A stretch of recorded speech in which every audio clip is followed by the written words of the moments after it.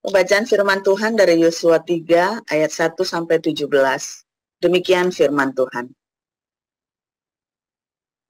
Yosua bangun pagi-pagi. Lalu ia dan semua orang Israel berangkat dari Sitim dan sampailah mereka ke Sungai Yordan. Maka bermalamlah mereka di sana sebelum menyeberang. Setelah lewat 3 hari, para pengatur pasukan menjalani seluruh perkemahan dan memberi perintah kepada bangsa itu, katanya, segera sesudah kamu melihat tabut perjanjian Tuhan Allahmu yang diangkat para imam yang memang suku Lewi, maka kamu harus juga berangkat dari tempatmu dan mengikutinya. Hanya antara kamu dan tabut itu harus ada jarak kira-kira 2000 hasta panjangnya. Janganlah mendekatinya. Maksudnya, supaya kamu mengetahui jalan yang harus kamu tempuh. Sebab jalan itu belum pernah kamu lalui dahulu. Berkatalah Yosua kepada bangsa itu, kuduskanlah dirimu, sebab besok Tuhan akan melakukan perbuatan yang ajaib di antara kamu. Dan kepada para imam itu, Yosua berkata demikian, angkatlah tabut perjanjian dan menyeberanglah ke depan bangsa itu. Maka mereka mengangkat tabut perjanjian dan berjalan di depan bangsa itu. Dan Tuhan berfirman kepada Yosua, pada hari inilah aku mulai membesarkan namamu di mata seluruh orang Israel, supaya mereka tahu bahwa seperti dahulu aku menyertai Musa, demikianlah aku akan menyertai engkau. Maka kau perintahkanlah kepada para imam pengangkat tabut perjanjian itu demikian. Setelah kamu sampai ke tepi sungai Yordan, haruslah kamu tetap berdiri di sungai Yordan itu. Lalu berkatalah Yosua kepada orang Israel, datanglah dekat dan dengarkanlah firman Tuhan Allahmu.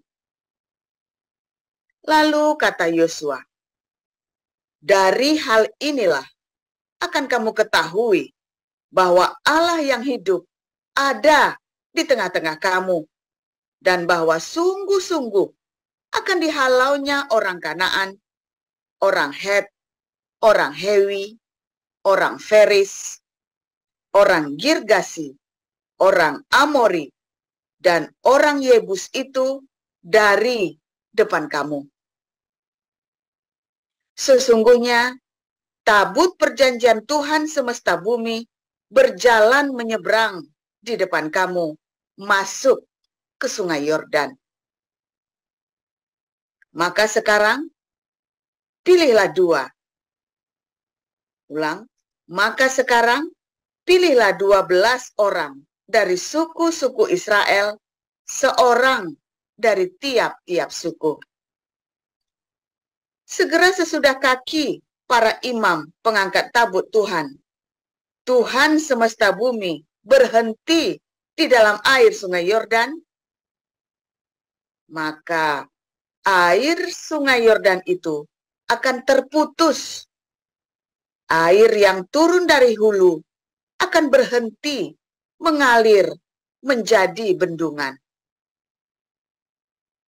Ketika bangsa itu berangkat dari tempat perkemahan mereka untuk menyeberangi sungai Yordan, para imam pengangkut tabut perjanjian itu berjalan di depan bangsa itu.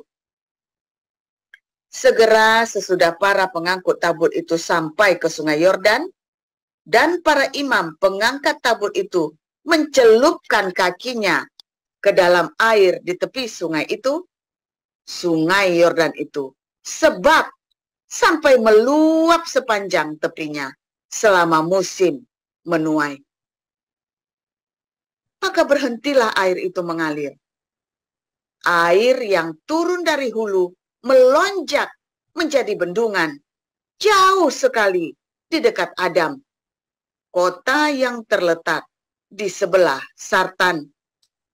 Sedang air yang turun ke Laut Araba itu, yakni Laut Asin, terputus sama sekali. Lalu menyeberanglah bangsa itu di tentangan Yeriko. Tetapi para imam pengangkat tabut perjanjian Tuhan itu tetap berdiri di tanah yang kering, di tengah-tengah sungai Yordan. Sedang seluruh bangsa Israel menyeberang di tanah yang kering sampai seluruh bangsa itu selesai menyeberangi sungai Yordan. Demikian. Ini silakan Pak Marul. Ya, terima kasih Pak Peng. Selanjutnya kita membaca dari Matius 3. Pada waktu itu tampillah Yohanes Pembaptis di padang gurun Yudea dan memberitakan, "Bertobatlah, sebab kerajaan surga sudah dekat." Sesungguhnya dialah yang dimaksudkan Nabi Yesaya ketika ia berkata, "Ada suara orang yang berseru-seru di padang gurun, persiapkanlah jalan untuk Tuhan, luruskanlah jalan baginya." Yohanes memakai jubah bulu unta dan ikat pinggang kulit, dan makanannya belalang dan madu hutan. Maka datanglah kepadanya penduduk dari Yerusalem, dari seluruh Yudea, dan dari seluruh daerah sekitar Yordan. Lalu sambil mengaku dosanya, mereka dibaptis oleh Yohanes di sungai Yordan. Tetapi waktu ia melihat banyak orang Farisi dan orang Saduki datang untuk dibaptis, berkatalah ia kepada mereka, "Hai kamu keturunan ular beludak, siapakah yang mengatakan kepada kamu bahwa kamu dapat melarikan diri dari murka yang akan datang? Jadi hasilkanlah buah yang sesuai dengan pertobatan. Dan janganlah mengira bahwa kamu dapat berkata dalam hatimu, Abraham adalah bapa kami, karena aku berkata kepadamu, Allah dapat menjadikan anak-anak bagi Abraham dari batu-batu ini. Kapak sudah tersedia pada akar pohon, dan setiap pohon yang tidak menghasilkan buah yang baik pasti ditebang dan dibuang ke dalam api. Aku membaptis kamu dengan air sebagai tanda pertobatan, tetapi ia yang datang kemudian daripadaku lebih berkuasa daripadaku, dan aku tidak layak melepaskan kasutnya. Ia akan membaptis kamu dengan Roh Kudus dan dengan api. Alat penampi sudah di tangannya, ia akan membersihkan tempat pengirikannya dan mengumpulkan gandumnya ke dalam lumbung, tetapi debu jerami itu akan dibakarnya dalam api yang tidak terpadamkan. Maka datanglah Yesus dari Galilea ke Yordan kepada Yohanes untuk dibaptis olehnya. Tetapi Yohanes mencegah dia, katanya, "Akulah yang perlu dibaptis olehmu, dan engkau datang kepadaku." Lalu Yesus menjawab, katanya kepadanya, "Biarlah hal itu terjadi, karena demikianlah sepatutnya kita menggenapkan seluruh kehendak Allah." Dan Yohanes pun menurutinya. Sesudah dibaptis, Yesus segera keluar dari air, dan pada waktu itu juga langit terbuka, dan ia melihat Roh Allah seperti burung merpati turun ke atasnya. Lalu terdengarlah suara dari surga yang mengatakan, "Inilah anakku yang kukasihi, kepadanya lah aku berkenan." Demikian firman Tuhan. Ya, amin. Terima kasih untuk para rektor, Ibu Neliana dan Pak Maruli Sirgal. Kita akan mendengarkan renungan firman Tuhan hari ini dengan judul Sungai Yordan. Silakan Pastor Paul.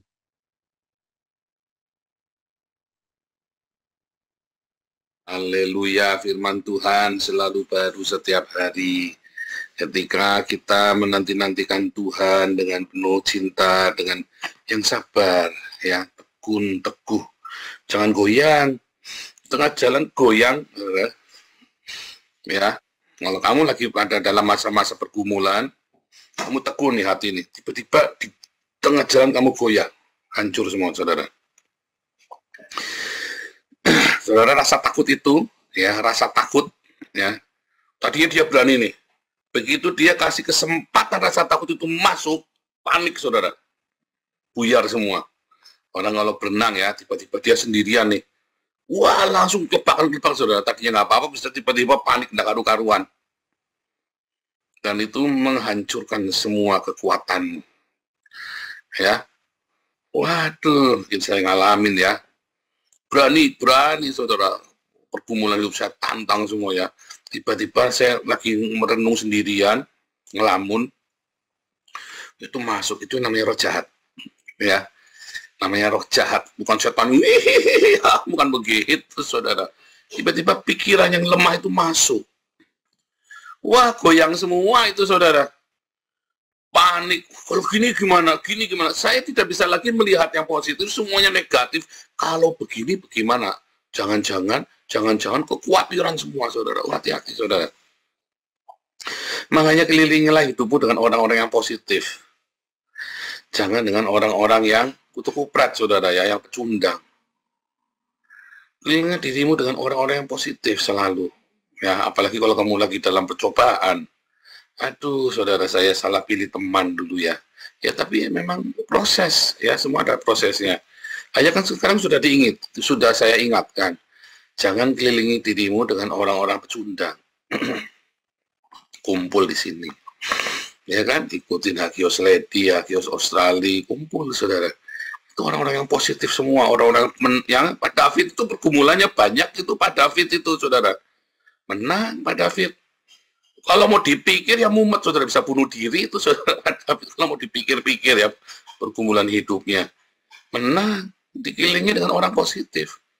Ya, Pak Apeng itu pergumulan hidupnya banyak, saudara.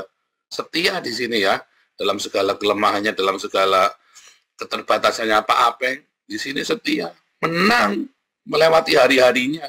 Ya, selalu ada orang kekurangan. Saya pun banyak kekurangan, Pak David ada kekurangan. Yang penting jangan di tengah jalan goyah. Di tengah jalan goyah kamu panik, habis kamu, saudara.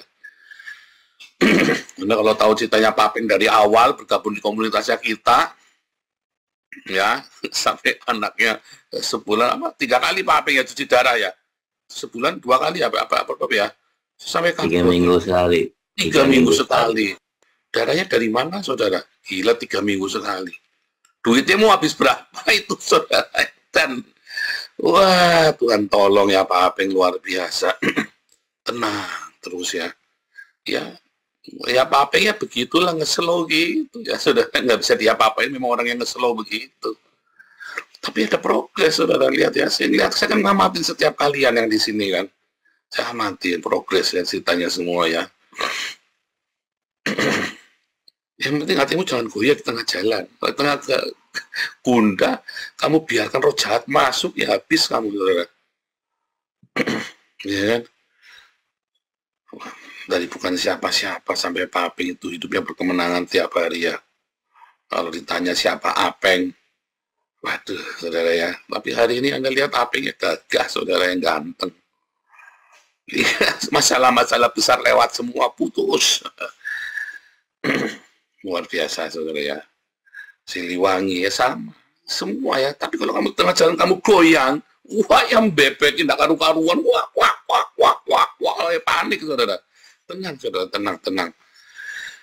Takunnya sudah, tapi kamu terus tengah jalan panik. Kenapa tengah jalan panik? Ya mungkin karena sekeliling kamu orang yang nggak baik. Mungkin manas-manasin, memprovokasi, ngomongin, makanya blok saja. Orang-orang yang ngomongannya jelek di blok saja, saudara. Serius, saudara ya. Saya ngalamin. Setelah itu, saya mulai nggak mau ketemu. Saya sendiri doa. Begitu ketemu orang, nggak bisa kamu gini, saya nggak mau temuin lagi. WhatsApp pun nggak tak jawab, saudara. Bodo amat dulu ya. Dulu kan BBM ya, masih pakai BlackBerry ya.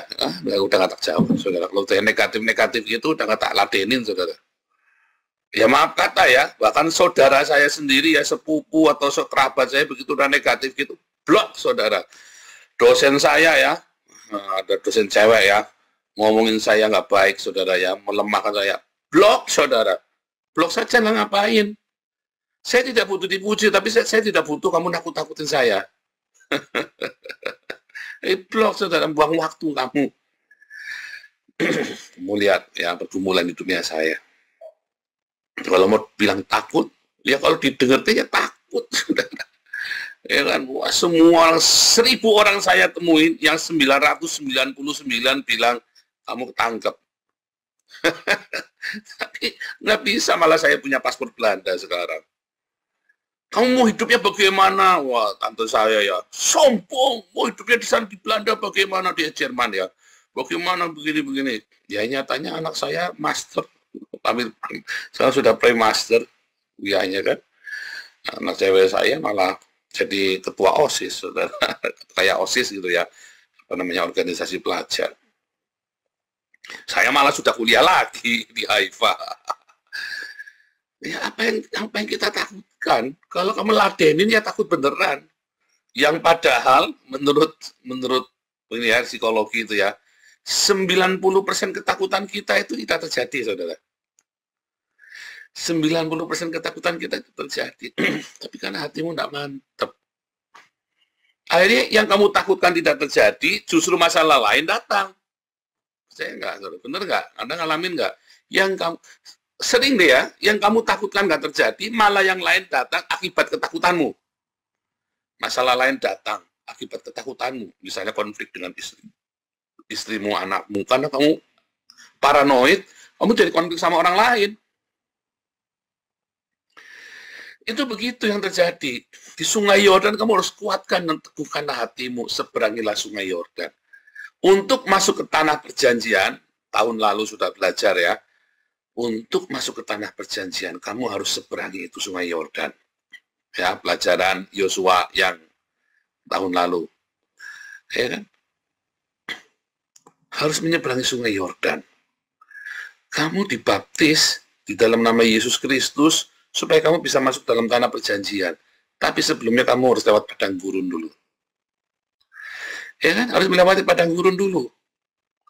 Yesus setelah dibaptis di Sungai Yordan, dia masuk ke dalam padang gurun. Ya kan? Jadi Sungai Yordan, padang gurun, ya itu nggak bisa dipisahkan.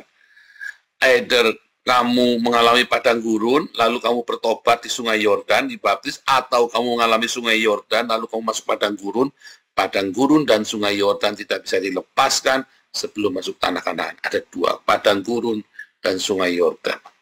Nanti ada lagi Yapok. Nah, Yapok itu Anda dengarkan ini aja lah judulnya ya, Yakub dan Yapok ya, Yakub di Sungai Yapok gitu.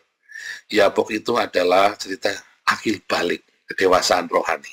Ya, kamu jadi dewasa di sana dan kamu diberkati Tuhan. Tapi di Sungai Yordan kamu mengalami apa, saudara? Mengalami pembaharuan, mengalami tanah perjanjian. Tentu kamu akan melewati masa-masa padang gurun itu, tapi jangan khawatir. Yang diperlukan hanya hati yang teguh, jangan goyang. Jangan goyang, jangan goyah. Jangan dengerin yang negatif. Kamu dengerin yang negatif, kamu goyang sedikit, bubar semua. Serius, saudara. Apalagi Anda yang sekali lagi mau dalam masa-masa mau bangkrut, perusahaanmu lagi krisis, jangan goyang, saudara. Mantap. Jalan sama Tuhan. Tuhan, apapun yang terjadi, kamu sertai aku, Tuhan. Mau habis, mau tambah naik, pokoknya sama Tuhan. Ngomongnya gitu, saudara. Ya kan? Sekalipun hatiku dan dagingku habis lenyap, Engkau Tuhan tetap gunung batuku. Bilang gitu, saudara, yang mantap. Sebagian besar lolos. Sebagian besar lolos. Saya nggak bilang semuanya pasti lolos. Sebagian besar lolos. Ada masa-masa yang malah hancur. Tapi hancur pun kamu naik nanti kayak saya. Saya lolos nggak lolos. Saya habis, saudara. Saya habis. Ya, saya nyanyi, sekalipun hatiku dan dagingku habis lenyap, habis beneran, saudara. Tapi habisnya saya itu jedak naik, nggak pakai lama, sungguh, saudara. Ya, kalau Anda ngeliat hari ini, kalau saya nggak cerita, Anda nggak tahu. Kalau dikira ya, orang-orang kalau konseling sama saya kan nuduh saya, kamu Pak Paul ngomong mah enak, kamu nggak tahu masa-masa saya lagi di bawah, ya. Kamu nggak tahu masa-masa saya di bawah, saudara. Menderitanya gilanya kayak apa. nekatnya kayak apa, bener-bener pasrah sama Tuhannya, bener-bener terjun bebas, saudara. Kalau kamu lompat dari pesawat itu, saya ngimpi ya, saya lompat dari pesawat. Waktu saya mau terjun bebas itu saya ngimpi, saudara. Saya terjun dari pesawat nggak pakai parasut, saudara. Kamu bayangin, saudara, bangun saya ya. Saya bangun, saudara. Deg-degan. Terjun dari pesawat nggak pakai parasut itu saya sama Tuhan Yesus itu. Beneran ya, ngalamin saya itu ya. Terjun bebas kamu. Tapi jedoknya saya, karena sama Tuhan Yesus saya langsung naik. Jangan takut. Sampai jedok ke bawah pun pasti naik langsung. Yang penting kamu bilang janjian sama Tuhan dan jangan goyah. Yang mantap hatimu. Lalu kemudian kamu masuk di sungai Yordan itu, saudara, kamu dibaptis. Ya kan? Di sungai Yordan itu kamu dibaptis, kamu serahkan semuanya. Ya, habis lenyap ya, sekalipun hatiku dan dagingku habis lenyap, dikubur bersama Yesus, saudara. Kuburkan di sungai Yordan itu. Ya, sebab kita mau mendapat bagian yang baru, yaitu kerajaan surga. Jangan takut, saudara. Jangan takut. Begitu saya lenyap habis, sebagian besar lolos ya. Langsung mumbul. Pak Hari contohnya, bendahara kita. Langsung naik, saudara. Lolos Pak Hari itu ya. Makanya sekarang pingpong terus seneng dia. Waduh, waktu ngalam-ngalami. Begitu dia rajin diakonia ya, kelar hidup. Ya selesai. Tiba-tiba naik, saudara. Saya sampai kaget cepat sekali. Dan banyak yang lolos ya. Banyak yang lolos. Dulu saya termasuknya nggak lolos. Tetapi nggak lolosnya saya, supaya saya mencapai fondasi. Nggak goyah lagi saya. Itu fondasinya saya sampai ke dasar, saudara. Ya, tapi saya langsung naik lagi, langsung. Dan kuat sekarang, karena apa? Ada fondasinya. Kristus. Ya. Di sungai Yordan itu dihabiskan semua ego, kesombongan. Ya, keangkuhan saya. Rasanya kalau kita lagi dihina, difitnah, ya kalau zaman dulu, ya kan, gundulmu bisa tak beli. Tapi sekarang, mau beli aja nggak kepengen, saudara. Eman-eman beli gundulmu, saudara. Ini kan buat diakoni, ya.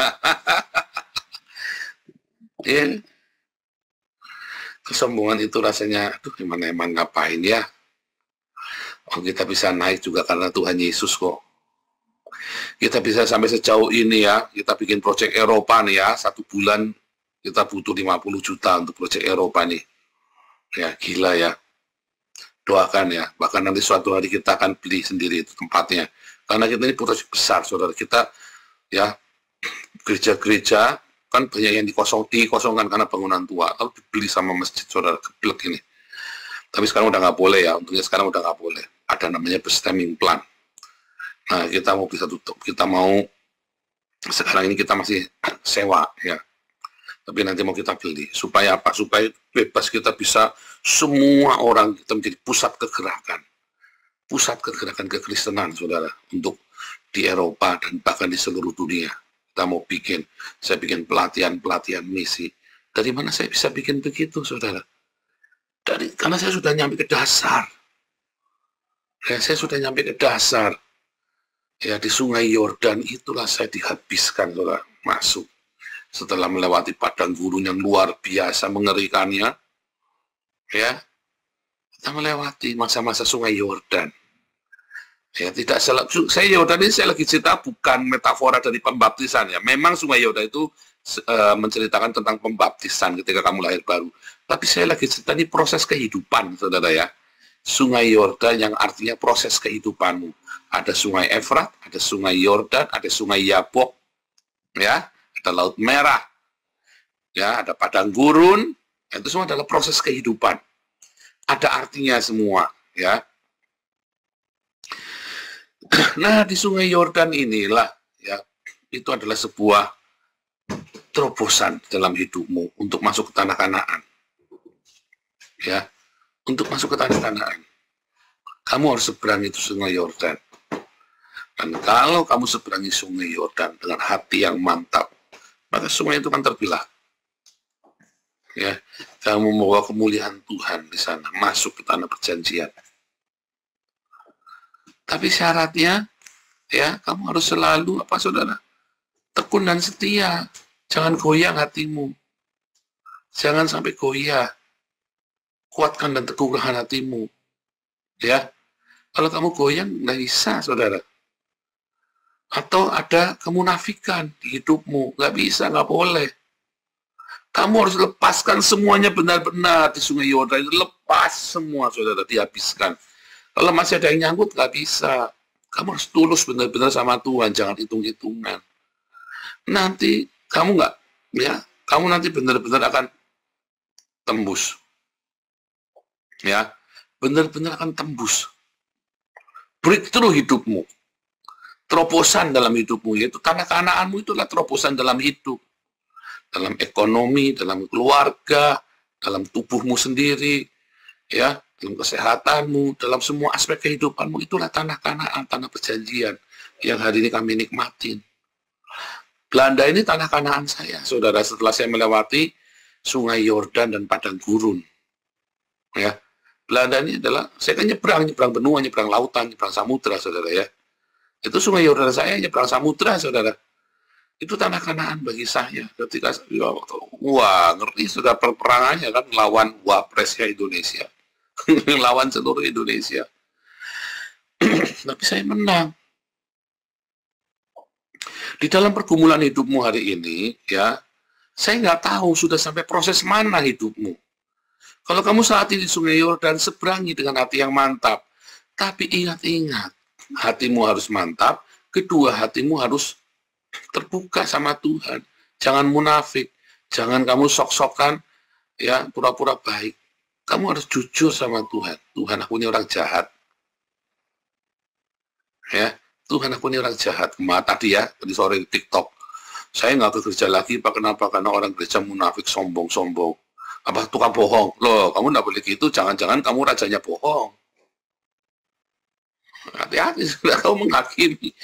Kamu mundur dari komunitas, kamu merasa komunitasmu jelek dan kamu yang baik. Hati-hati, saudara.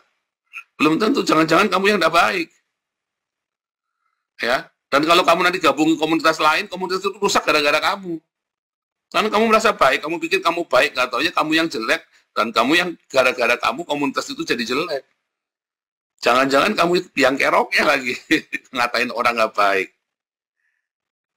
Ya, saudara, ya. Hatimu harus benar dulu, lurus. Kamu seberangi Sungai Yordan, masuk tanah perjanjianmu.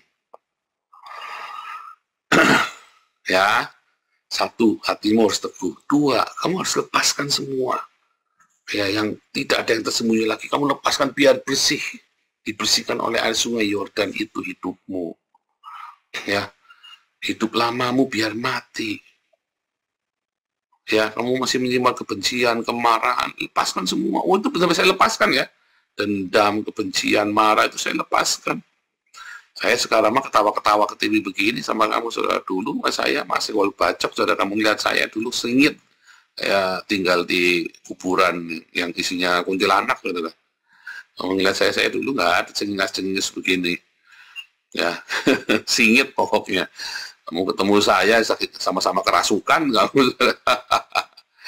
Ya, sekarang saya begini karena lepaskan semua hadirat Tuhan memenuhi hidup saya. Begitu kamu keluar dari Sungai Yordan, itu kan Roh Kudus turun atas kamu, saudara. Supaya kamu bisa bertahan di tanah Kanaan. Dan kalau kamu harus masukin masa-masa padang gurunmu pun, kamu berkemenangan.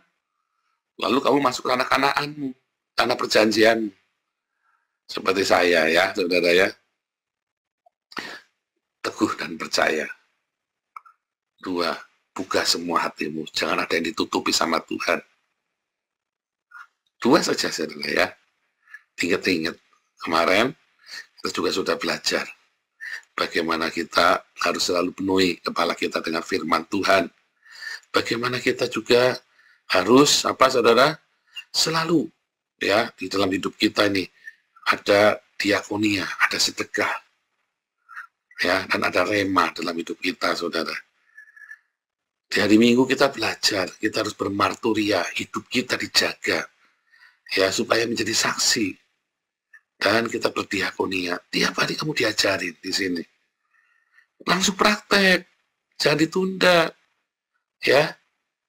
Nanti kamu masuk dalam tanah Kanaanmu. Di tanah Kanaan kita nggak nganggur kerja, tapi kamu kerja dengan berkat. Sekarang kamu kerjanya dalam setengah mati, saudara. Tapi begitu kamu nanti masuk tanah Kanaan, nanti kamu akan diberkati, saudara ya. Tuhan Yesus memberkati. Haleluya.